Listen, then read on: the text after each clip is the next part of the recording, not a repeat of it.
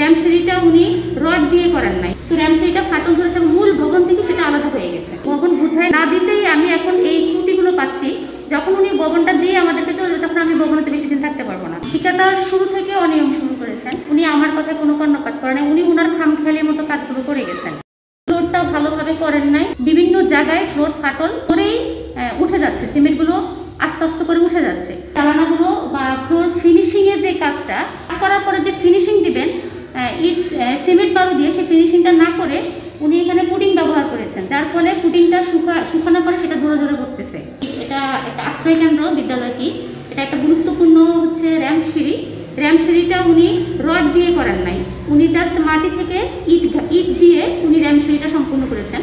তো র্যামসিঁড়িটা ফাটল ধরেছে, মূল ভবন থেকে সেটা আলাদা হয়ে গেছে। অফিস জানিয়েছি, এখন ইউনো স্যারকেও জানিয়েছি, জানানোর পর থেকে এই কাজগুলো এই অবস্থায় আছেন। তো আমার দাবি আবেদন একটাই, সেটা হচ্ছে আমার ফ্লোরটা সম্পূর্ণ আগের মতো আগেরগুলো তুলে নতুন করে আবার ফ্লোর করে দিতে হবে। না, শুরু থেকে কাজটা ভালো ছিল না, যেমন শুরু যে ভীম উপরে ভীমের সাথে নিচের ভীমের যে মেজারমেন্ট ওটা এক ছিল না, ওনারা বালু থেকে ইট গাঁথনি দিয়ে উপরের দিকে তুলছেন। যখন আমি এটা বাধা দিয়েছি ওনারা শোনেন নাই, তখন আমি ইউনো স্যারের বরাবর আবেদন দিয়েছি, ইউনো স্যার সেটা দেখে গেছেন। দেখে যাওয়ার পরে ওনারা ফ্লোরটা বলেছেন যে ঠিক আছে আমরা চেষ্টা করবো ফ্লোরটা মজবুত করে ফ্লোর থেকে গাঁথনিটা উপরের দিকে উঠানোর জন্য, কারণ এখন তার ভীম ভাঙা যাবে না, বা ভীমকে উপরে ভীম আর নিচের ভীমটা একসাথে করতে পারবে না। তো উনি ফ্লোরটা ভালোভাবে করবেন এইভাবে এই কমিটমেন্ট দিয়ে উনি কাজটা পরবর্তী কাজটা শুরু করেছেন, কিন্তু তারপরেও আমি ফ্লোর ভাঙা পেয়েছি। ঠিকাদার শুরু থেকে অনিয়ম শুরু করেছেন।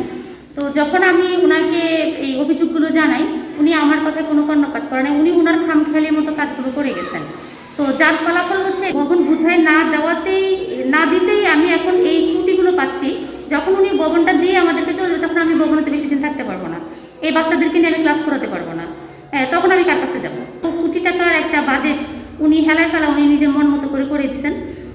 আমি আসলে আশানুরূপ ওনার কাছ থেকে কোনো ফলাফল পাই নাই। পুরাতন ভবনটা খুবই জরাজীর্ণ, এই জন্য নতুন ভবনের কাজ শুরু হওয়ার কথা ছিল 2023-24 অর্থ বছর, এখন চলছে 25 সাল।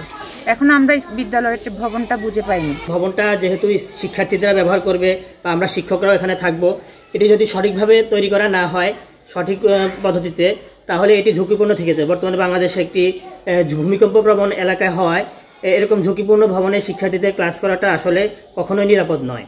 এজন্য আমরা চাচ্ছি যে এ ব্যাপারে একটি দীর্ঘস্থায়ী ব্যবস্থা নেওয়া হবে, যেমন কোনো ব্যবস্থা না যে নামকাওয়াস্তে নেওয়া হলো যে 2 দিন পরে আবার যেরকম আছে ওই রকমই হয়ে গেল। তেমন সুবিধাজনক হয় না। ভবিষ্যতে কোন একটা যে করার সুযোগ সুবিধা মতো ফলাফল লেখাপড়া করবে, শিক্ষকরা যেন কাজ করব, সেই মানসিকতা ঠিক থাকবে না। আর স্কুলের কাজ পরিপূর্ণ হয়নি সুন্দর। ওটা কাজ কি সম্পূর্ণ হয়েছে নি ভাই? হ্যাঁ কমপ্লিট ভাই, সব কাজ কি এটা তো আমি বলতে পারবো। ইলেকট্রিকের না, ইলেকট্রিক এখনো কমপ্লিট হয় নাই। নেট ফিনিশিংটা ভাঙা হয়েছে ভেঙে পড়ে নাই। এটা নিয়ে আমি অলরেডি অভিযোগও জানাইছি আমার ওই যে উদ্বোধন কর্তৃপক্ষের কাছে। ড্রয়িং এভাবে আছে, ওইভাবে ড্রয়িং এভাবে দেখানো আছে, আপনি একটু কাইন্ডলি একটু ড্রয়িংটা দেখে নেন। তার রড তো দিছে, আমিও শহরের ছেলে, বাইরের ছেলে না, ঠিক আছে? আচ্ছা, আমার হলো লক্ষ্মীপুর গোডাউন রোডে মোহাম্মদ আলী রোডে বাসা। আত্মীয় স্বজন হয়? আর বড় ভাই। আপনি কি লিঙ্কন ভাইয়ের ছোট ভাই? হ্যাঁ। আচ্ছা ঠিক আছে, তাহলে হচ্ছে আমি আপনার বক্তব্যটা রাখছি। ড্রয়িং বহির্ভূত কোনো কাজ হয় নাই, আর আপনি যুবদল নেতার ছোট ভাই। না, যুবদল নেতা ছোট ভাই ওটা আমি বলিনি। লিঙ্কন ভাই আমরা একই এলাকা, মোহাম্মদ আলী রোডে। না, আপনি কিছুক্ষণ আগে বললেন তো আমার সাথে আমার ওনার ছিল না, কিছুক্ষণ আগে বললেন তো ওনার এখানে হইলো কাজ হইলো শিডিউল মোতাবেক। শুনেন, স্কুলে এই কাজগুলো হলো 18 সালের রেট, 400 কাজ। জি, এমনিতে কাজগুলোতে আমাদের চামড়া নাই। জি, কথা বুঝছেন? জি, এমনিতে কাজগুলো আমরা খুব লস হয়ে আছে, যেটা সত্য কথা। কাজগুলো ব্যাকডেটের কাজ তো। জি, ধরেন আমরা রডে পাইতেছি আপনার 60 টাকা, তারপর আপনার বিভিন্ন সব দিক দিয়ে ইটে পাইতেছি 8 টাকা 60 টাকা, এই অবস্থা। তার মধ্যে ফান্ড নাই, নানান ক্রাইসিসে আছে ভাই কাজগুলো নিয়ে।